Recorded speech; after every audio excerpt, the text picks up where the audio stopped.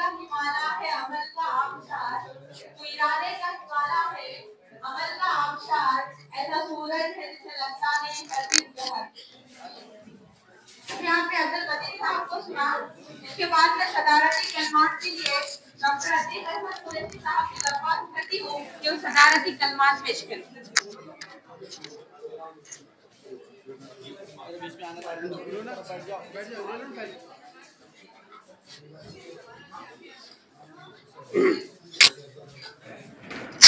बिस्मिल्लाहिर्रहमानिर्रहीम। मौजूद हाज़रीन, मौजूद मेहमान हजरात, डॉक्टर ख्वाजा इकराम साहब, अनवर साहब, उस्ताद मोहतरम सलीम मुहिउद्दीन साहब और अजीज़ दोस्त काजी नवीद साहब तशरीफ़ फरमा है। इन लोगों के सामने लबकुशाई एक बड़ा मसला है, मरहला है। बहरहाल एक जिम्मेदारी थी, मैं अपनी जिम्मेदारी को अदा करने के लिए खड़ा हूँ। आप जितने मकाले यहाँ पढ़े गए, यानी कि 5 मकाले हुए, आप तमाम स्टूडेंट हैं, रिसर्च स्कॉलर हैं। इसलिए बुनियादी चीज़ तो ये है कि सबसे पहले जहन में ये बात हो कि मैं जिस मौजू पे अपनी गुफ्तगू करने जा रहा हूँ या जिस मौजू पर अपना मकाला पेश करने जा रहा हूँ, उसका तरीक़ा कार क्या होगा। जब तक किसी चीज़ का ढंग मालूम ना हो और आप कितनी भी खूबसूरत पेश कर दें और कितनी भी अच्छी तहकीक आपकी हो या आपकी बसीरत और बसारत का कितना भी अच्छा मुरक्का तैयार हो, आपके अंदर ढंग ना हो तो आपकी तमाम तहकीक को, तमाम मेहनत को, तमाम जहद को ज़ाया कर देगा। इसलिए आप इन मराहिल से गुजर रहे हैं, इस बात को जहन नशीन रखें कि हमको जो चीज़ पेश करना है उसकी तहकीक के मरहले क्या होंगे, उसकी पेशकश का तरीक़ा क्या हो, तरीक़ा कार क्या होगा। अजीज़ सामीन और तलबा, 5 मकाले पढ़े गए। पहला मकाला शेख सिकंदर साहब ने पढ़ा। शेख सिकंदर एक अच्छे रिसर्च स्कॉलर हैं, शायर हैं, स्टेज शेयर करते रहते हैं, बजात खुद एक अच्छे नाजिम भी हैं। मकाले का उन्वान था रईस अहमद तकील की शायरी। तवक्कुत थी अपने इलाके का हक अदा करेंगे। जलगांव से तकील साहब का ताल्लुक रहा, लेकिन इससे पहले मैंने सिकंदर साहब को कई मरतबा सुना हूँ। मौजू का हक जिस तरीके से वो अदा करते हैं, इस बार ही ना जाने क्या हुआ, वो अपना हक अदा नहीं कर पाए। बहरहाल जबान अच्छी थी, पेशकश बहुत अच्छा रहा। अगर आप अपने मौजू पर तवज्जो देते, एक नए शायर क्या कहिए, एक बड़े शायर का यहाँ पर तलबा में बहुत अच्छे तरीके से तारुफ पेश कर सकते थे। मकाला कुल मिलाकर अच्छा और कामयाब रहा। मैं सिकंदर साहब को मुबारकबाद पेश करता हूँ। दूसरा मकाला खान तराना साहिबा पेश कर रही थी। डॉक्टर राहत इंदौरी की शायरी और चंद मालूमात। राहत इंदौरी हमारी नस्लों के लिए तारुफ के मोहताज नहीं। इनके अशार यकीनन हम तन्हाई में भी अपनी बजात खुद जात पर भी कह उठते हैं। उलमा बैठे हैं, आप अपने दर्स व तदरीस के ज़माने में यकीनन राहत इंदौरी के और एक मेहमान तशरीफ लाई हैं।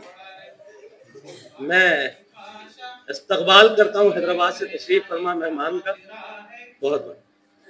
तो राहत इंदौरी किसी तारुफ के मोहताज नहीं। हमारी पीढ़ी का हर शख्स राहत इंदौरी को बहुत अच्छे से जानता है, वाकिफ है, इनके अशार को गुनगुनाता है। लेकिन इस मकाले के अंदर भी वही कमी रही जो कमी का मैं पहले जिक्र कर चुका हूँ। क्योंकि जब तक आप मकाला लिख रहे हो, तमहीद का तसस्सुल नफ्से मौजू तक न पहुंचे और नफ्से मौजू की पकड़ आपकी राय पर या इख्तिताम पर ना हो, वो मकाला कामयाब हो ही नहीं सकता। आप तमहीद बांधे ना, नफ्से मौजू तक पहुंचे ना और अपने इख्तिताम तक जाए ना, तो मकाला होगा कैसे। चंद लफ्जों का मजमुआ होगा, आपकी अपनी लंतरानी होगी, बात खत्म हो जाएगी। लेकिन जब एक बेहतरीन मिकाला लिख रहे हो तो आपके अंदर उस मिकाले से मुतालिक सारी बातें, हम रिसर्च कर रहे थे उस वक्त हमारे गाइड ने कहा था कि आप जब तहकीक कर रहे हो तो ऐसा हो कि आपके दिल और दिमाग के अंदर आपके मौजू के ताल्लुक से मुस्तकिल खिचड़ी पकती रहनी चाहिए। तो ये जो खिचड़ी मिकाले की तहकीक के अंदर उतरकर जो नफ्स मजमून तक पहुंचना होता है, और जो ख्याल और जो फिक्र, जो तज्जिया, जो खुलासा, जो तबसरा, जो तहकीक आप पेश करना चाहते हो, तमहीज से गुजरकर नफ्स मजमून पर पहुंचे। ये मिकाला भी अगर तवज्जो दें तो बहुत अच्छा बन सकता है और यकीनन होगा। अगला मिकाला शेख अमर साहब ने पढ़ा, जो कि यकीनन नदवा तहकीक उनकी नदवातुल उलमा की अदबी उर्दू ज़ुबान व अदब के से ताल्लुक़ है, और यहाँ मिकाले का उन्वान था जदीद शायरी के बदलते रुझानात। मौलाना बहुत मुअज़्ज़रत के साथ तहरीक और रुझान, इस फर्क का जब तक माना और मफहूम वाज़ेह ना हो, हम तहरीक किसे कहेंगे, रुझान किसे कहेंगे, या जो अदबी फन पारे पर हम अपने मौजू को पेश कर रहे हैं ये किस तहरीक से वाबस्ता है या किस रुझान का इसके ऊपर असर है, इसकी वजाहत हो नहीं पाएगी। इसलिए ये लाजिम है, ये जरूरी है कि हमारे अंदर रुझान का जब जिक्र हो तो तहरीक से गुड़मुड़ ना हो पाए हमारा मौजू, और जब तहरीक हो तो एक मुस्तकिल तहरीक का जिक्र हो। इसलिए उर्दू शायरी के अंदर यकीनन आज़ादी के बाद वो उन रुझानात ने जगह ली है जिसने इंसान की जात को कायनात से ताल्लुक बनाया और कायनात को खींचकर इंसान की जात में लाकर जमा कर दिया। जब कायनात सिमट कर इंसान की जात में आती हो तो कायनात हम जहात नशोनुमा के साथ एक अपना मरसा हुआ मज्जा रखी हुई है, इसका तासुर इंसान करो तो इसके हजार अनावीन, हजार पहलू, हजार आंग, हजार ढंग सामने आते हैं। इसलिए रुझान और तहरीक का फर्क वाज़ेह होना बेइंतहा जरूरी है। अगला मिकाला शबाना बेगम ने पेश किया, जो कि तरक्की पसंद तहरीक की नुमाइंदा शायर साहिब लुधियानवी के हवाले से गुफ्तगू कर रही थी। शबाना बाजी मुस्तकिल अपने मिकाले, अपनी तहकीक को पेश करती रहती हैं। वो एक अच्छी क्या कहेंगे पेशकश करती हैं और इनका मौजू बहुत अच्छा था। लेकिन एक बात ज़हन नशीन हमारे ये भी हो कि अदब के वो हिस्से हैं जो किसी फन पारे को अदबियत बख्शता है। अदब का वो फनी लवाजिम है जो किसी फन पारे को अदबियत बख्शते हैं। जैसे अगर नावल लिखनी हो तो नावल के फनी लवाजिम जब तक नावल में ना आए वो नावल नहीं कहलाएगी। जब गजल लिखना हो, गजल का फॉर्म जब तक तय ना हो वो गजल नहीं कहलाएगी। इसी तरीके से जो फिल्मी शायरी कही गई, जो मुबाहिसा हमारे उर्दू अंदर के अंदर कायम है कि फिल्मों में लिखने वाले शायर को अदबी मकाम क्यों नहीं दिया गया, अदब से लिखने वाले शायर, तो ये मकाम का भी तायुन अगर आप अगली बारी जब करने लगे तो इस बारीक सी नजाकत पे एक छोटा सा पर्दा हिल है, इस पर्दे को समझते हुए अपना मौजू पेश किया करें। बहुत अच्छा मजमून था, आपने बहुत अच्छे अंदाज में कुछ फिल्मी गीत भी यहाँ पर तरन्नुम के साथ सुनाए। अच्छा मौजू रहा, बहुत मुबारक। अगला मिकाला अब्दुल मतीन साहब ने पेश किया, हिकायत गमे दौरा का बादशाह कलीम आजिज। इब्ला यकीनन आप मदरसे से फारिग हैं और हम तो ये समझते हैं कि उलमा से जुबान सीखी जानी चाहिए और हम सीखते भी हैं अल्हम्दुलिल्लाह। मसाइल भी सीखते हैं, फजाइल भी सीखते हैं, ज़बान भी सीखने की आप लोगों से कोशिश करते हैं। तो आपका मकाला भरपूर मकाला रहा, भरपूर अंदाज में पेश करने की कोशिश की, लेकिन कलीम आजिज के शेर जो मजहूल हुए हैं, वो जो शायरी का सबब हुआ, इतनी ज्यादती कलीम आजिज के साथ नहीं होनी चाहिए। आप एक अच्छे मुकर्रिर हैं, अच्छे खतीब हैं।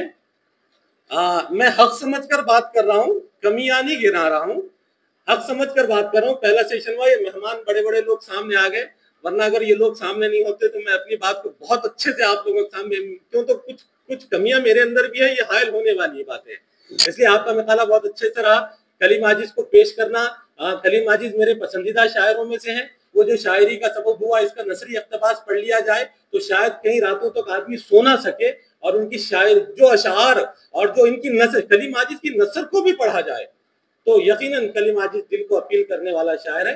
बहुत अच्छा मजमून रहा, तमाम ही मज़ामीन अच्छे रहे। पहला सेशन बहुत खूबसूरती के साथ कामयाब रहा और तमाम तलबा के लिए मुबारकबाद जिन्होंने मकाला पेश किया और जो मकाला पेश करने से रह गए, इन सभी के लिए मुबारकबाद कि आप आज हिंदुस्तान की वो उन शख्सियात के दरमियान मौजूद हैं जो अपने ज़माने में तुर्रा इम्तियाज उर्दू का बने हुए हैं। उदैश रानी साहबा यहाँ मौजूद हैं, सलीम मोहिउद्दीन साहब है, ख्वाजा इकराम साहब है, अनवर साहब है, काजी नवीस साहब है, जो हमारे अपने इलाके की बल्कि दक्कन के नुमाइंदा 4 अहबाब यहाँ मौजूद हैं।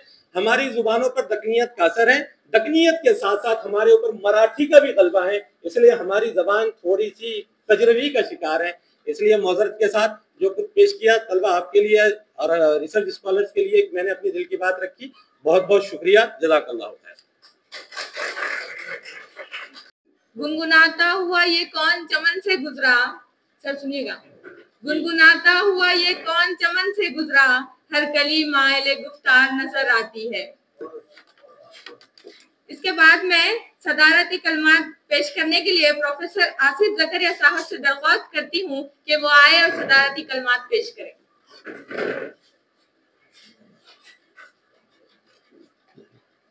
मौजूद सामीन, रिसर्च स्कॉलर, मेरे रूबरू बैठे हुए उर्दू के कारवां को पूरे हिंदुस्तान में या यूँ कहिए पूरी दुनिया में चलाने वाले लोग हैं। ये नाम लेके मैं वक्त ज़ाय करना नहीं चाहता। सर एक मिनट वो पहली बात तो ये है कि मोहतरमा कीर्ति मालिनी जावड़े ने जो उर्दू गज़ल में बदलते हुए रुझानात, ये उन्वान जो तफवीज़ किया, वो उन्वान अपनी ज़ात में काफ़ी अहम उन्वान। तो उर्दू को गज़ल के हवाले से पहचाना जाता है, मराठी को नाटक के हवाले से पहचाना जाता है, अंग्रेजी ज़बान को ड्रामे के हवाले से पहचाना जाता है। इसका मतलब ये नहीं है कि दीगर असनाफ इनके नहीं है। मैं ये जो फ़ज़ा एक किस्म की जो बनी है, थोड़ा उसको खोलना चाहता हूँ और थोड़ी सी हल्की फुल्की फ़ज़ा में बात करना चाहता हूँ। नए रंग और नए ढंग में बदलना चाहती है, नए रंग और नए ढंग में बदलना चाहती है। उर्दू गज़ल भी अपना रंग बदलना चाहती है। ये उर्दू गज़ल का जो सफ़र है, ये सफ़र कमोबेश 300 सालों का है। वली औरंगाबादी से लेकर गालिब, शिफ्ता, दाग, मीर, कितने नाम गिनाऊं। तो ये लोगों की गज़लें, मैं ये बात की कोशिश कर रहा हूँ कि हमारे जो मिखाला निगार ने जो मिखाले पढ़े हैं उसके ऊपर मैं ज़्यादा तवज्जो नहीं करूँगा। क्यों? तो मोहतरम अतीक साहब ने इस ताल्लुक से काफ़ी कहा है। तो गज़ल के हमारे जो बदलते जो रुझानात हैं, तो उसमें फ़िलहाल हमारे पास जो ज़माना चल रहा है जदीदियत का, या यूँ कहिए माँ बाद जदीदियत का, इसके अंदर ऐसी गज़लें हम दिख रहे हैं कि सूरज को चोंच में दबाए हुए मुर्गा खड़ा रहा, सूरज को चोंच में दबाए हुए मुर्गा खड़ा रहा, खिड़की के पर्दे खींच लिए रात में। आजकल ऐसी गज़ल चल रही है और इसमें सियासत में उसका थोड़ा सा एक माहौल बनने के बाद शेर नाजिल हुए, बाद में शेर में सुनाऊंगा मैं आपको कि जनरल परवेज मुशर्रफ जब आए थे भारत को, गालिबन 2000 की बात है, हमारे उर्दू के ज्ञानपीठ के बड़े प्रोफेसर थे अलीगढ़ मुस्लिम यूनिवर्सिटी के शहरियार, बात कम कीजिए, जहानत को छुपाते रहिए, गाहे बगाहे दोस्त बनाते रहिए, लाख दुश्मनी सही खत्म न कीजिए रिश्ता, दिल मिले न मिले हाथ मिलाते रहिए। तो ये गजल का जो नया रंग है, ये नया रंग गुज़िश्ता ज़मानों में नहीं था। गुज़िश्ता ज़मानों में औरतों के हुस्न की तारीफ, कभी कभी हुस्न की तारीफ, जमाल की तारीफ बिलखुसूस दाग के यहाँ, और वो सिलसिला बहुत दिन तक चलता रहा। बाद में कुछ मौज़ूआत अंदर दाखिल हुए। उन मौज़ूआत में नक़्ल मकानी का कर्ब, माइग्रेशन का सदमा और हमारी ज़मीन से टूटने का एहसास, हमारी ज़मीन से बिछड़ने का एहसास, ऐसे मुतफर्रिक़ मौज़ूआत। अब दरअसल मैंने उसके ऊपर मक़ाला लिखा है, लेकिन जो है तो अब ये सूरत हाल देखते हुए मैंने उसको स्किप कर दिया। और इसमें थोड़ी सी एक बात मुझे कहनी है कि सिकंदर साहब ने रईस साहब की शायरी की, उन्हें अपने इलाके का हक अदा कर दिया। खान तराना साहिबा ने राहत इंदौरी के बारे में वो और भी गज़लें लिख सकती थी, और भी जो है तो शायरी के हवाले दे सकती थी। तो राहत इंदौरी ये कहते हैं कि दिलों में आग, लबों पे दिलों में आग, लब पे गुलाब रखते हैं।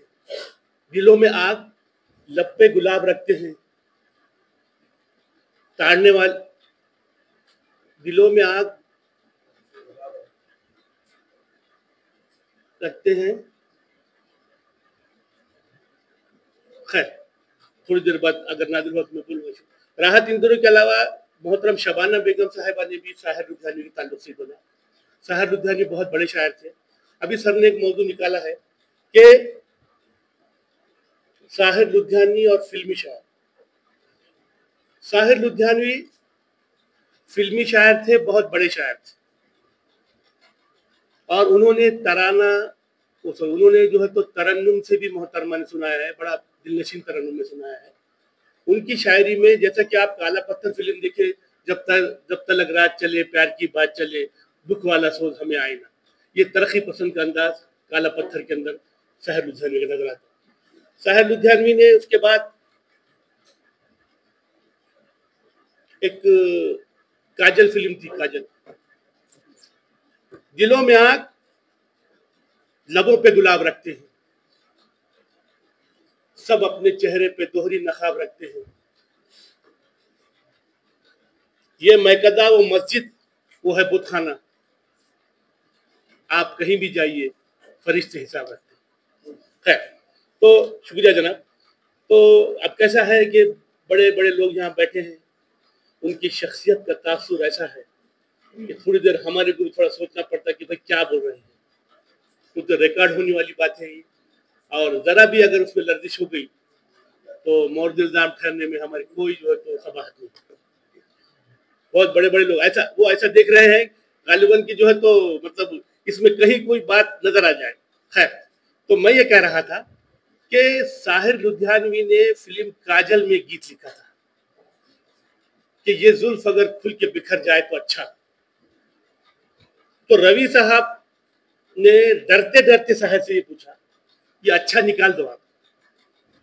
अब साहिर जो है तो साहिर है, उन्होंने बोला अच्छा नहीं निकालूंगा, अच्छा ही ये गाने की जो है तो खुसूसियत है। पहले सूरत वो अच्छा जो है तो वैसा ही रहा, और मोहम्मद रफी साहब ने वो अच्छा को 17 बार गाया। अच्छा जो 17 बार उसका गाया। तो साहिर लुधियानवी की बात है, परछाइयां हैं। उसके बाद जो है तो अगर मोहतरमा तलखियां के बारे में अगर लिखती, परछाइयां के बारे में अगर लिखती, और अमृता प्रीतम के बारे में अगर लिखती तो और अच्छा होता। उसके बाद कलीम आजिज का तो सारा जमाना मुतरफ है। कलीम आजिज ने जो गज़लें लिखी हैं, नुमाइंदा गज़लें हैं। अगर मोहतरम की ज़बानदानी का मैं ख़ायल हूँ, इसलिए ख़ायल हूँ कि हमारे रूबरू जो बैठे अहबाब हैं वो उलमा इकराम है, और मैं ये अपने तौर पे समझता हूँ कि उर्दू उलमा इकराम के और मदरसों के ज़माने से ज़िंदा है, वरना हमारा जो है तो उर्दू का ताल्लुक ख़त्म हो चुका है। हम उर्दू वाले, हम जो है तो अंग्रेज़ी में बच्चे पढ़ा रहे हैं, और उर्दू का जो है तो झंडा जो बुलंद है वो हमारे नदवत उलमा के ये लोगों की वजह से। हो सकता है ये मौजू से इख्तिलाफात हो। बहरकैफ बात जहाँ तक मेरी दानिश में समझ में आई, और मैं जो है तो थोड़ा तरन्नुम से सुनाना चाह रहा था, मैं थोड़ा सा जो है तो मूड कम ज़्यादा हो रहा मेरा। अगर आप जो है तो जी, तो इसलिए मैं समझ रहा हूँ बात को। तो मोहतरम मेरे रूबरू बैठे हैं और इसमें एक दो मकाले हुए और एक दो मजमून हुए। मैं मैडम को मुबारकबाद देता हूँ कि उन्होंने उर्दू गज़ल में बदलते हुए रुझानात ये मौजू का इंतखाब किया और बिलखुसूस जो गज़ल के लोग हैं या जो गज़ल से जो है तो शफ़ रखते हैं या जो रिसर्च स्कॉलर है, थोड़ा सा उनको उसका फ़ायदा होगा। मुझे यहाँ बुलाया गया, मेरी जो है इज़्ज़त अफ़ज़ाई की गई उर्दू डिपार्टमेंट की तरफ से, तो मैं शुक्रिया अदा करता हूँ और अपनी जगह लेता हूँ। खुदा हाफ़िज़। बहुत बहुत शुक्रिया सर। हजारों खौफ हो लेकिन जुबां हो दिल की रफीक, हजारों खौफ हो लेकिन जुबां हो दिल की रफीक, यही रहा है अज़ल से कलंदरों का तरीक़। इसके बाद मैं इस इजलास के शुक्रिया के कलमात अदा करने के लिए उनैसा बेगम को दावत देती हूँ कि वो आए और शुक्रिया के कलमात अदा करें।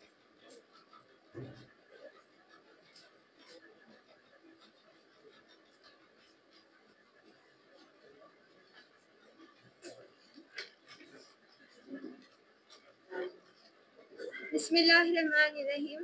मुअज़्ज़िज़ मेहमान इकरामी, मोहतरम असातिज़ा, तलबा व तालिबात और तमाम महफिल, अस्सलामु अलैकुम रहमतुल्लाहि व बरकातुहू। आज के इस इल्मी व फ़िक्री सेमिनार के इजलास पर मैं अपनी जानिब से और उर्दू यूनिवर्सिटी के इंतज़ामिया की जानिब से तमाम मुअज़्ज़िज़ मेहमान और मुक़र्रिरीन और सामीन का तहे दिल से शुक्रिया अदा करती हूँ। सबसे पहले इस इजलास के सदर प्रोफेसर आसिफ ज़करिया सर और डॉक्टर अतीक अहमद कुरैशी सर और कृति मालिनी मैडम। इसके बाद इस इजलास में पढ़ने वाले तमाम मुखाला निगारों का शुक्रिया अदा करती हूँ। इन्होंने इस सेमिनार के इजलास में अपने कीमती और अलमी मुखालों से हमें मुस्तनफिद किया। हम अपने मुअज़्ज़िज़ मेहमान खुसूसी का इत्तहा क़ल्ब से शुक्रिया अदा करते हैं, जिन्होंने न सिर्फ हमारी दावत कबूल की बल्कि अपनी बसीरत से हमें नई राहें दिखाई। इसी तरह हमारे मोहतरम असातिज़ा इकराम और रज़ाकारों का भी दिली शुक्रिया, जिनकी मेहनत और लगन के बगैर ये तकरीब मुमकिन न होती। सबसे ज़्यादा शुक्रिया आप तमाम का, जिनकी मौजूदगी से सेमिनार के इजलास को कामयाब बनाया। हम उम्मीद करते हैं कि आज के पेश कुर्दा मज़ामीन और गुफ्तगू से हम सबको सीखने का मौका मिला होगा और हम उन इल्मी मुबाहिसों को आगे बढ़ाएंगे इंशाअल्लाह। हम दुआगो है कि उर्दू ज़बान और इल्म व अदब की शमा हमेशा रहे, इस इजलास में हमें बार बार मिलते रहे। इसी दुआ के साथ मैं अपनी बात को एक शेर पर ख़त्म करती हूँ। कभी खुशियों से कभी गमों से मुलाकात होती है, ऐसे लम्हों से की जिंदगी लाजवाब होती है। दिल से शुक्रिया जो आपने इस बज़्म को रौनक बख्शी, आपके साथ पाकर ये महफिल आबाद होती है। जज़ाकल्लाह खैर। शुक्रिया। रहमतुल्लाहि व बरकातुहू। इसी के साथ आज का ये इजलास जो पहला रिसर्च स्कॉलर्स और तलबा व तालिबात के लिए रखा गया था, इख्तिताम पज़ीर होता है। अब मैं जो है तो इफ्तिताई इजलास के लिए इस सेशन को शुरू करना चाहता हूँ। तो हमारे दरमियान सबसे पहले प्रोफेसर संजय बी सालुंके साहब, dean faculty of humanities, doctor Baba Saheb Ambedkar Marathwada university मौजूद है। वो पहले से ही आ गए थे यहाँ पर स्टेज के ऊपर, तो मैं उनसे दरख्वास्त करता हूँ कि वो अपनी निशिस्त पर अपने स्टेज पर सर बने रहिए। इसी के साथ मैं यहाँ पर आज हमारे मेहमान प्रोफेसर हमारे दरमियान तशरीफ़ फरमा है, जो कलीदी खुतबे के लिए JNU दिल्ली यूनिवर्सिटी से यहाँ हमारे दरमियान मौजूद है। मैं उनसे अदबन गुजारिश करता हूँ कि सर मेरी मुराद प्रोफेसर ख्वाजा इकरामुद्दीन साहब से है कि वो आए और अपनी निशिस्त को संभाले।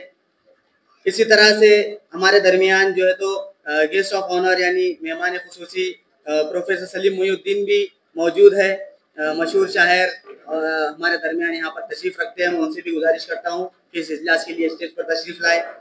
इसके अलावा हैदराबाद से तशरीफ़ लाए हुए हमारे एक और मेहमान प्रोफेसर डॉक्टर अनवरुद्दीन साहब भी तशरीफ़ फरमाए। मैं उनसे भी अदबन गुजारिश करता हूँ कि वो यहाँ पर स्टेज पर तशरीफ़ लाए। इसी तरह से उर्दू की मारूफ स्कॉलर अवधेश रानी बाबा मैडम भी यहाँ हमारे दरमियान मौजूद है। मैं उनसे भी गुजारिश करता हूँ कि वो यहाँ पर स्टेज पर हमारे दरमियान तशरीफ़ लेकर आए। इसी तरह से प्रोफेसर कीर्ति मालिनी विठल राव जावले साहबा से भी मैं गुजारिश करता हूं कि वो स्टेज पर तशरीफ लाएं।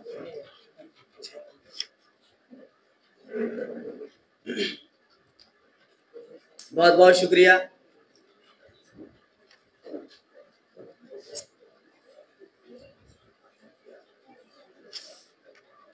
आज के इफ्तिताही इजलास में शुरू करने से पहले मैं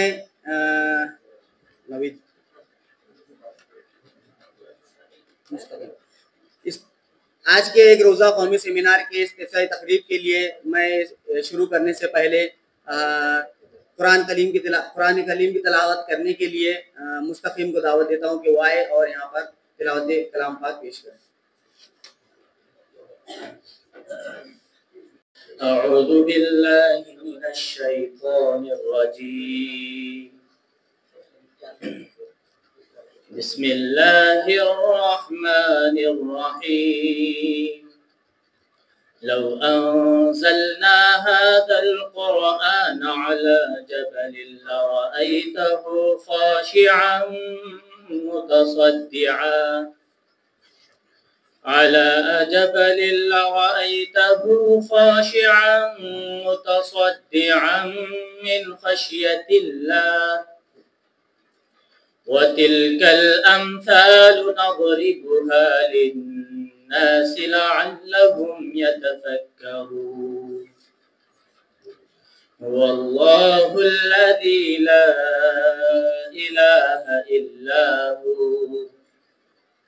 عالم الغيب والشهادة هو الرحمن الرحيم هو الله الذي لا إله إلا هو الملك القدوس السلام المؤمن المهيمن العزيز الجبار المتكبر سبحان الله عما يشركون هو الله الخالق البارئ المصور له الأسماء الحسنى يسبح له ما في السماوات والأرض وهو العزيز الحكيم صدق الله العظيم.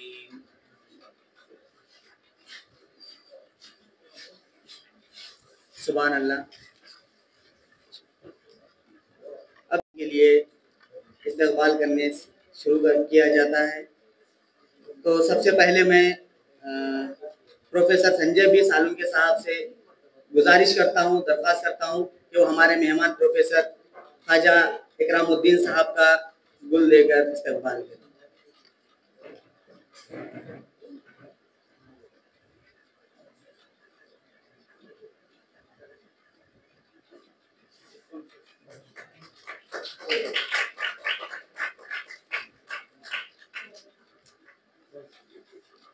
इसी तरह से मैं डॉक्टर नूरुद्दीन साहब से गुजारिश करता हूं कि वो हमारे डीन फैकल्टी ऑफ ह्यूमैनिटीज का प्रोफेसर संजय बी सालुन के साहब का इस्तक़बाल करें।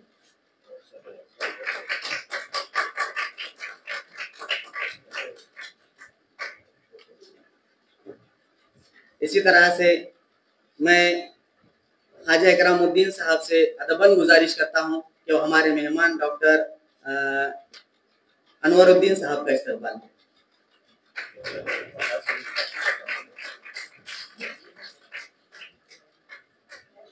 प्रोफेसर कीर्ति मालिनी से मैं दरख्वास्त करता हूं कि वो हमारे मेहमान एजाजी अवधेश रानी बाबा मैडम का इस्तक़बाल करें।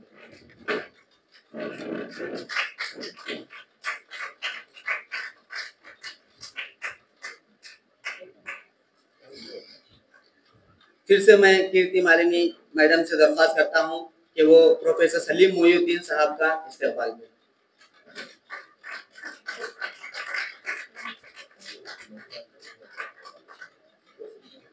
मैं अनवरुद्दीन साहब से अदबन गुजारिश करूंगा कि वो कीर्ति मालिनी विठल राव जावले साहबा का इस्तक़बाल करें।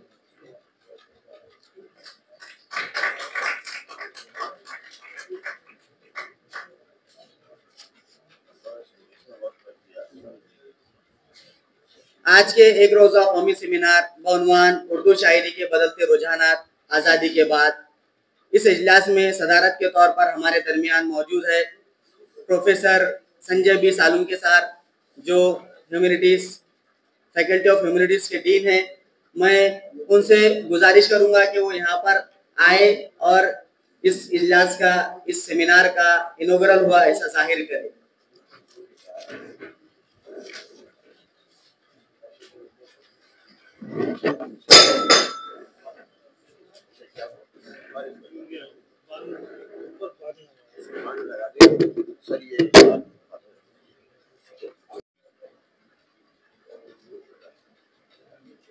आज के उर्दू डिपार्टमेंट में आयोजित किया हुआ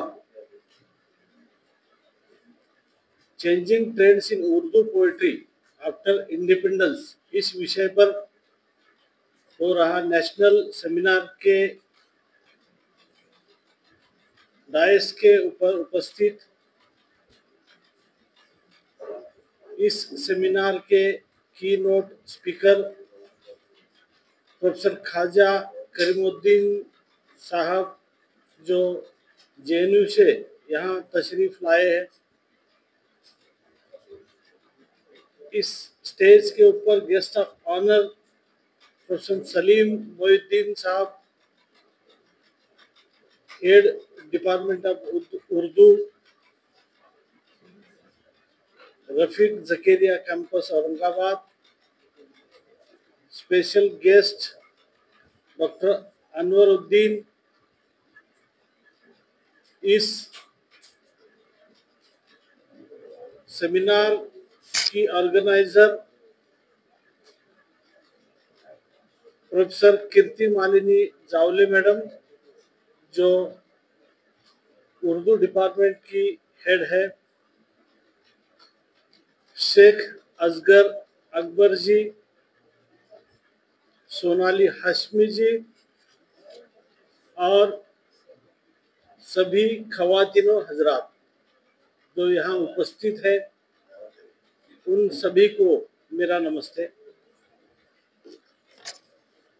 इस सेमिनार का जो टॉपिक है changing trends in Urdu poetry after independence, यह जो है वो एक उर्दू का जो जर्नी रही है आफ्टर इंडिपेंडेंस, इसको एक तरह से बयान करने का एक वर्कशॉप है, मुझे ऐसा लगता है। अंग्रेज के शासन व्यवस्था में ये जो भारतवर्ष, इंडिया जो हमारा था, उस वक्त मुगलों का और बहुत सारे अलग अलग शासनकर्ता जो थे, उनकी सत्ता खत्म करके अंग्रेजों ने इस देश पर सत्ता कायम की थी। उस वक्त उर्दू यह एक आम भाषा थी, जिसमें औरंगाबाद भी एक शामिल था। तकरीबन 300 साल से, जैसा कि अर्लियर जो वक्ता है उन्होंने कहा कि 300 साल से उर्दू का प्रवास, जर्नी चलती रही है। और खासकर 1857 का आज़ादी का सिलसिला जब शुरू हुआ, उस वक्त उर्दू के पोयम, उर्दू की जो कविताएं हैं, वह बहुत ही प्रेरक रही है। अंग्रेजों के खिलाफ जो नारा दिया गया, उसमें अलग अलग तरह के जो कवि है, शायर है, उस शायरों ने, कवियों ने बहुत बड़ा योगदान दिया है। जैसा कि हम देखते हैं कि जो अंग्रेजों के समय अगर किसी को जेल में रखा जाता था या कोई टॉर्चर किया जाता था, तो एक नारा दिया जाता था इनकलाब जिंदाबाद। तो ये इनकलाब जिंदाबाद जो था, तो एक इस तरह का नारा हो गया कि चाहे कितना भी आप जुल्म करो, चाहे कितना भी आप सितम ढाओ, हम पीछे नहीं आने वाले। तो उर्दू ये जबान है, मैंने जैसा मुझे लगता है कि बहुत ही मीठी जबान उर्दू है। उर्दू में बहुत ही अदब झलकता है। जैसा संत ज्ञानेश्वर जी ने कहा है मराठी के बारे में, मराठी के बारे में उन्होंने कहा है अमृता परिगोड़, मीन्स जैसे अमृत होता है उसी तरह की मीठी जबान, जैसे मराठी को कहा गया है उसी तरह की मीठी जबान उर्दू भी रही है। और अब रहा आफ्टर इंडिपेंडेंस के बाद में जो अलग अलग लोगों ने, विशेषतः शायर जो है, तो सबसे बड़े शायर जो मिर्जा गालिब जी को कहा जाता है, उनकी शायरी तो कमाल की है। जीवन के हर रंग में उन्होंने शायरी में कहा है। अभी के जो शायर थे राहत इंदौरी साहब, उनका भी जिक्र है। उनकी शायरी जो है, जो सत्ता में रहे हुए लोग जैसे जो सितम ढाते हैं उसके ऊपर तंज कसने वाली शायरी उन्होंने बहुत ही अच्छे लफ्ज में कही गई है। शायर जो होता है, कवि जो होता है, वो कम शब्दों में बहुत बड़ी चोट पहुंचाता है।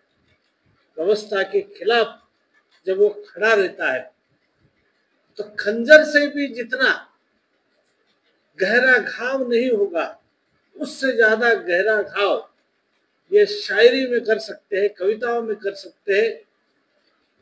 जैसा घाव कर सकते हैं वैसा प्रेम भी कर सकते हैं। जैसा प्रेम की उत्कटता जो होती है वह भी शायरी एक ऐसा उसे कहेंगे हम जरिया है कि बहुत बड़ा अर्थपूर्ण प्रेम की भाषा व्यक्त करने की ये बातें हैं। तो कहने का मतलब यही है कि मैं तो ज्यादा कवि मन का नहीं हूं। मुझे कविताएं, गजल सुनने में बहुत अच्छी लगती है, लेकिन मैं उसमें कोई दखल अंदाजी मेरी कुछ नहीं है। लेकिन आज के इस सेमिनार के लिए उर्दू डिपार्टमेंट जेएनयू के प्रोफेसर जो है ख्वाजा करीमुद्दीन साहब यहाँ पर आए हैं। करीमुद्दीन साहब हमारे बहुत सारे मित्र जेएनयू में आपके साथ में काम करते हैं, सोशियोलॉजी डिपार्टमेंट में है। यहाँ के भी 2 लोग अभी वहाँ ज्वाइन हुए थे। बहुत सारा मेरा परिवार जेएनयू से है सोशियोलॉजी में, जो देश भर काम करता है। तो आप इतने दूर से यहाँ पधारे हैं और यह उर्दू की भूमि है। वली औरंगाबादी का जो नाम लिया जाता है वह भूमि यहाँ की है। तो निश्चित ही आपको यहाँ से एक आनंद मिलेगा। और इस वर्कशॉप के लिए मैं शुभेच्छा व्यक्त करता हूँ। ज़्यादा समय नहीं लूँगा मैं, क्योंकि मैं इस सब्जेक्ट का तज्ञ नहीं हूँ। बस मुझे जो है तो मैडम का आदेश हुआ कि सर मुझे मालूम नहीं है, अभी आरआरसी चल रही है, थोड़ा टेक्निकल इशू था मेरा आने का, लेकिन आज वर्कलोड मैंने थोड़ा कम करवा दिया और मैंने समय निकाला, लेकिन मुझे यहाँ आया तो बहुत आनंद हुआ। एक बार मैं मैडम का शुक्रिया अदा करता हूँ और आपने भी मुझे सहन किया, आपका सभी का शुक्रिया अदा करता हूँ और रुकता हूँ। Thank you.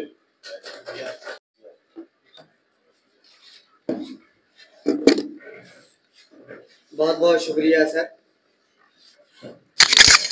सर का वैसे तो ताल्लुक सोशियोलॉजी डिपार्टमेंट से है, लेकिन अभी सर जिस तरह से शायरी पर बात कर रहे थे तो मुझे मीर कसीमीर का एक शेर याद आया कि फूल गुल शम्स व कमर सारे ही थे, फूल गुल शम्स व कमर सारे ही थे, पर हमें इनमें तुम्हें भाए बहुत। तो इस तरह से सर का जो शायरी से लगाव है, आज वो हमारे दरमियान तमाम मसरूफियात के बावजूद हमारे दरमियान यहाँ मौजूद है। उन्होंने इस सेमिनार का इफ्तिताह भी कर दिया, उद्घाटन भी कर दिया। इसी तरह से इसके बाद मैं प्रोफेसर कीर्ति मालिनी विठल साहब से दरख्वास्त करता हूँ कि वो अपने इस्तकबालिया कलमा से हमें नवाजें।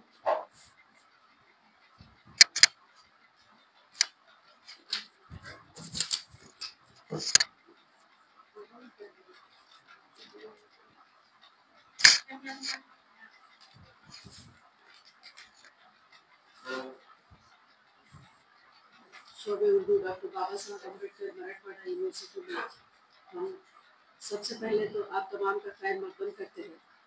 और आज एक बात बता दें सर, सावन के सर जो हमारे डीन है फैकल्टी के, सर ने इसका इनाग्रेट किया है। बहुत बहुत शुक्रिया सर आपका।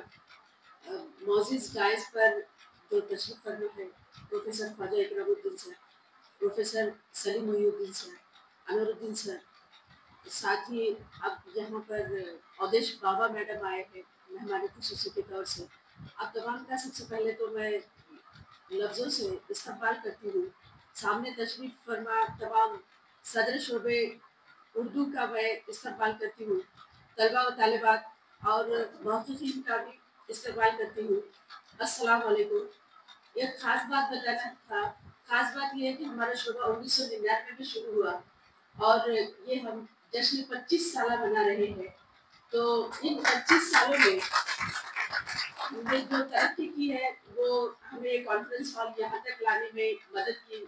आज जो हमारे वाइस चांसलर सर हैं उन्होंने, तो उनकी बड़ी मेहरबानी है इस शोबे के लिए।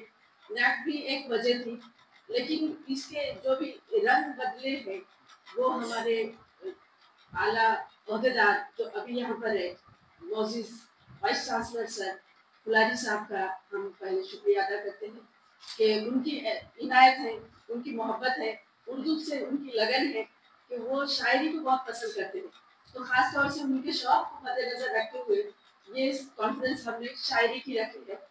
तो सर जब बात करते हैं सोहंती सर हमारे, आज उन्होंने आशार में ज़रा कंजूसी बरती है, वरना वो बहुत बहुत अशार इस्तेमाल कर लेते हैं और इतनी आसानी से कि लगता ही नहीं कि वो दूसरी ज़बान के। तो खैर ये जश्न मनाते वक्त में हम 99 से 2025 तक जो काम किए हैं उसका एक बारीकी से इआदा आपको बता देते हैं कि हमारे पहले सदर शोबे से लेकर के पहले यानी प्रोफेसर राना हैदरी साहिबा, उस वक्त प्रोफेसर का ओहदा नहीं था, वो लीडर की हैसियत से रिटायर्ड हुए। इस उर्दू शोबे की पहली ईद राना हैदरी साहिबा ने रखी है, तो मैं आज उनको इस मौके से याद कर रही हूँ। तो वहाँ से लेकर के व्यास साहब ने कुछ दिन यहाँ पर खिदमत अंजाम दी है। सिद्दीक साहब ने अपने उस हालात के मुताबिक यानी कोविड से पहले के जो 2 साल थे वो यहाँ पर सिद्दीक साहब सदर शोबे की हैसियत से थे। और उसके बाद ये शोबा 20 से कोविड में मेरी तरफ आया है। तो 20 से लेकर 5 सालों में जो कुछ भी हम कर सके अपने तौर से, तो यहाँ की रिवायत ये रही है कि 1999 से यहाँ पर मुख्तलिफ मौज़ूआत पर कम से कम साल में एक कॉन्फ्रेंस, एक सेमिनार होता रहा है। ये हमारी तहकीक की सूरत हाल है। और उसके बाद तहकीक यानी ये सेमिनार कॉन्फ्रेंसेस की बात स्टूडेंट्स के लिए एजुकेशनल कल्चरल प्रोग्राम का इनेकाद करते हैं। हर साल एक होता है, उसमें उनकी तरबियत होती है। उसके अलावा असातिज़ा इकराम ने, अगर हम कहें शोबे उर्दू और हमारे साथ में जो मुंसलिक कॉलेजेस है, तमाम कॉलेजेस के गाइड्स की भी या ये शोबे को अमीर करने में अहम रोल रहता है। तो उनकी जो तहकीकी खिदमत है उस सब का अगर मैं अहाता करूँ तो यहाँ तकरीबन 200 से ज़ायद PhD अवार्ड हुए हैं 99 से लेकर आज तक। अब एमफिल की डिग्रियों की अगर बात करूँ तो 180 से ज़ायद एमफिल अवार्ड्स इस डिपार्टमेंट से हुए हैं। लिहाजा मैं अपने आप पर फख्र महसूस करती हूँ कि 25 साल में हमारे डिपार्टमेंट ने इतनी तरक्की की है और ख्वाजा इकरामुद्दीन सर के सामने एक मोमबत्ती की तरह मैं अपनी बात रखने में खुशी महसूस करती हूँ सर, क्योंकि जो अहदेदार यानी प्रोफेसर यहाँ पर खिदमत अंजाम दे करके रिटायर्ड हुए हैं, उनका ताल्लुक उर्दू से था। लिहाजा उनकी हर अच्छी बात को हम बहुत अच्छा कहते थे। लेकिन मैं इस रीजन से हूँ और यकीनन उनकी तरह ही मैं खिदमत अंजाम देने की कोशिश कर रही हूँ।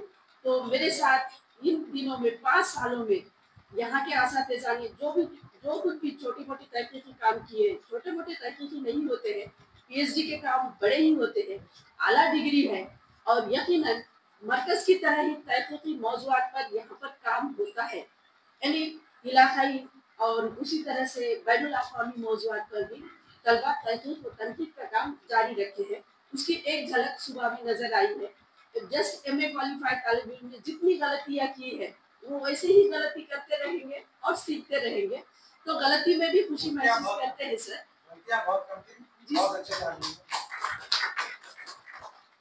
तो मैं अपनी इस शोबे की तरक्की ही सर के सामने रखना चाह रही थी। 100% इसके गवाह है और सर डिपार्टमेंट को देखते रहे हैं। यहाँ पर हर साल में अब 25 के बाद 2-2 कॉन्फ्रेंसेस होते रहेगी, क्योंकि 24-25 में इस शोबे में 2 कॉन्फ्रेंसेस मंजूर हुई है सर। तो आगे हमारी यही कोशिश रहेगी कि हम इस कॉन्फ्रेंस के तमाम मकालात को किताबी शक्ल में पेश करें और उर्दू दुनिया के हाथ में देखें। ख्वाजा इकरामुद्दीन साहब यहाँ तक आए और इस कॉन्फ्रेंस को कामयाबी की इस मंजिल तक हम लेके गए। लिहाजा मैं फिर एक वक्त आप तमाम का तहे दिल से इस्तकबाल करती हूँ और ये मौजूद तय करते वक्त बार बार सोचते रहे कि हम फिक्शन के हैं, फिर शायरी पर काम करवाएंगे तो कुछ बात अलग होगी, लेकिन नहीं, इस बहाने मैंने भी अपना एक पेपर बना लिया सर और मैं भी कुछ ना कुछ अशार कहूँगी तो मुझे अच्छा लगेगा और आपको भी अच्छा लगेगा। तो आपके सामने जबान खोलना यानी सूरज को मोमबत्ती दिखाई जैसी बात है, लेकिन फिर भी हमने कोशिश की है कि शायरी के मौजू के साथ हम इंसाफ कर सके। तो सुबह के इस सेशन के आगाज में मुझे मेरे गुरुजी का एक शेर याद आ रहा है, तो मैं सुनाते चलूँ। सलीम सर गुरुजी की कुर्सी से रिटायर्ड है, लेकिन फिर भी मैं वो शेर कहूँगी। अंजाम उसके हाथ है आगाज करके देख, अंजाम उसके हाथ है आगाज करके देख, भीगे हुए परों से परवाज करके देख। तो इसी जोश के साथ में इस साल में 2 कॉन्फ्रेंसेस करने का अहद किया है। साथ ही स्टूडेंट के लिए भी प्रोग्राम्स चलते रहते हैं। तो मैं आप तमाम का फिर एक वक्त इस्तेमाल करती हूँ और पूरा दिन ख्वाजा इकरामुद्दीन सर के साथ और औदेश रानी बाबा मैडम के साथ हम गुजारने वाले हैं। इससे ज्यादा हम अपने आप को खुशनसीब क्या समझेंगे। बहुत शुक्रिया मैडम आपका इतने वाली कलमात के लिए। आपने यहाँ पर बहुत ही अच्छे अंदाज में अपने शोबे की कारकर्दगी को पेश किया। इसके बाद जिसके लिए हम तमाम यहाँ पर सुनने के लिए बेताब है, जो सेमिनार का मकसद है हमारा यहाँ पर, जो JNU से मेहमान प्रोफेसर ख्वाजा इकरामुद्दीन साहब यहाँ पर तशरीफ लाए हैं, तो मैं उनसे अदबन गुजारिश करता हूँ कि वो यहाँ पर आए और अपने कलीदी खुतबे से हमें नवाजे। प्रोफेसर ख्वाजा इकरामुद्दीन साहब को मैं इस शेर से यहाँ पर दावत देता हूँ कि तुम आ गए हो कुछ तो चांदनी सी बातें, तुम आ गए हो तो कुछ तो चांदनी सी बातें हो, ज़मीन पे चांद कहाँ रोज रोज आता है। ख्वाजा इकरामुद्दीन साहब इसको कोशिश करें कि किसी तरह से ये